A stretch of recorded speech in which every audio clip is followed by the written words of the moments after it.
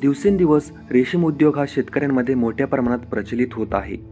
असं असतानाच या पिकाच्या माध्यमातून शेतकरी अगदी चांगला नफा मिळवत आहेत. शेतीसाठी जोड व्यवसाय म्हणून रेशीम शेतीला अधिक महत्त्व वाढलेलं आहे. शेतकरी हे पारंपरिक शेतीसोबतच वेगळं काहीतरी करता यावं यासाठी सतत प्रयत्नशील असतात. बीड येथील पांडुरंग बडे यांच्या रेशीम लागवडीमागची कहाणी आम्ही आपणास सांगणार आहोत. गेली अनेक वर्षांपासून ते रेशीम शेतीच्या माध्यमातून अगदी चांगलं उत्पन्न घेत आहेत. नमस्कार, मी पांडुरंग ईश्वर बडे, राहणार टाकरवाडी, तालुका माजलगाव, जिल्हा बीड.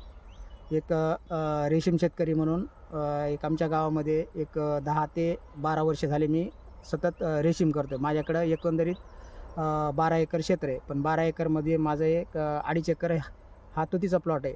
आणि प्रत्येक वर्षी मला जवळपास खर्च वजा जाता 5 ते 6 लाखाचं वार्षिक उत्पन्न मिळतं आहे. व्यवसाय सुरू करण्यापूर्वी पांडुरंग बडे हे कापूस, ज्वारी, बाजरी आणि सोयाबीन या पिकांची लागवड करायचे.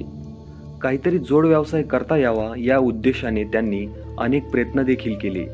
काही वेळा त्यांना अपयश देखील पचवावं लागलं, परंतु रेशीम लागवडीनंतर त्यांना अगदी चांगलं उत्पन्न मिळू लागलं आणि त्यांनी या व्यवसायात स्वतःला झोकून दिलं.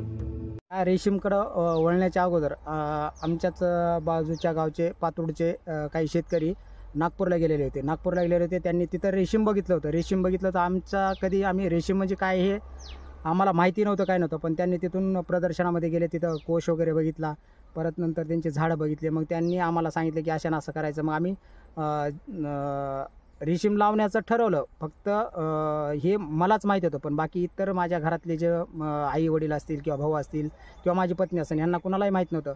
पण त्यांना हे पीक म्हणजे नवीनच होतं. म्हणजे 1 एकरच, सुरुवातीला मी 1च एकर केलं होतं.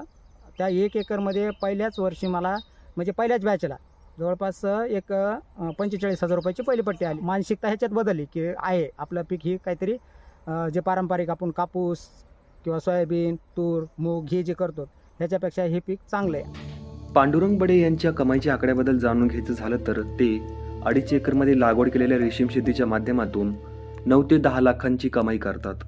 त्यातून खर्च वगळता 5 ते 6 लाख एवढा त्यांना नफा मिळतो. न्यूज 18 लोकलसह मी प्रशांत, बीड.